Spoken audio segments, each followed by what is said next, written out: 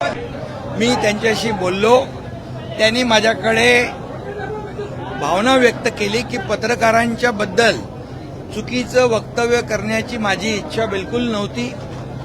मी पत्रकारांचा अपमान, नेहमी पत्रकार आणि माझे संबंध चांगले राहिलेले आहेत. पत्रकारांच्या भावना दुखावण्याचा माझा कुठलाही हेतू नव्हता.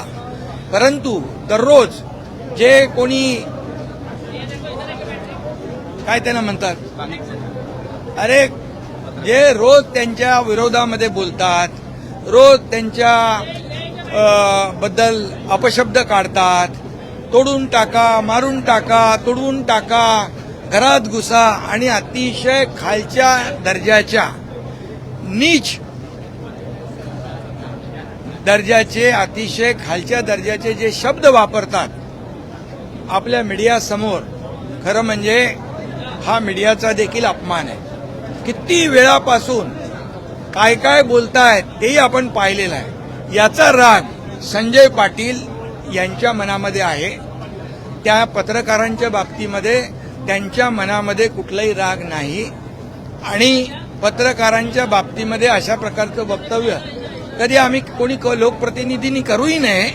आणि त्यामुळे मी त्यांना सांगितलेलं आहे की आपल्याकडून काही शब्द गेले असतील पत्रकारांच्या अपमानजनक, तर आपण पत्रकारांशी बोलून दिलगिरी व्यक्त करू.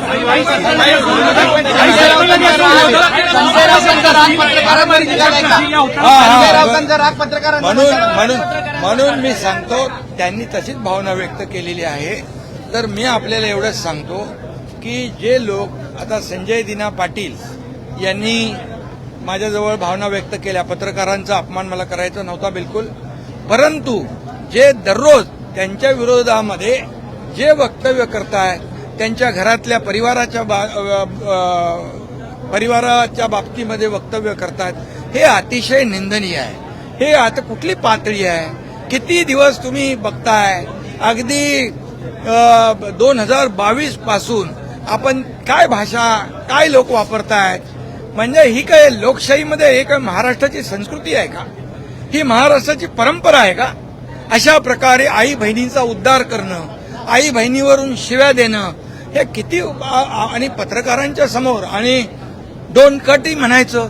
अरे काय हे काय, म्हणजे कुठल्या थराला जाऊन तुम्ही ह्या महाराष्ट्रामधली संस्कृती अगदी रसातळाला पोहोचवलेली आहे.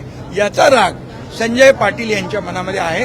मी पुन्हा एकदा सांगतो, संजय पाटलांनी माझ्याकडे भावना व्यक्त केल्यात, कुठल्याही पत्रकारांचा अपमान मला करायचा नाही. आणि त्यांना या बाबतीमध्ये माझ्याकडून काही बोलणं अनावधानाने झालं असेल तर मी बिलकुल दिलगिरी व्यक्त करेन. अशा प्रकारचा माझी आणि त्यांची चर्चा झाली. आणि मी स्वतः सांगतो की पत्रकारांच्या बाबतीमध्ये कधीही लोकप्रतिनिधी असेल, आमचा विषय असेल, आपला पक्ष असेल, तर कधी कुठल्याही प्रकारचा अपमान, पत्रकार आणि लोकप्रतिनिधी हे आपण दररोज एक दुसऱ्याला पूरक आहोत. त्यामुळे मी आपल्याला सांगतो, अशा प्रकारची भावना आमच्या कुठल्याही माणसाची नाही.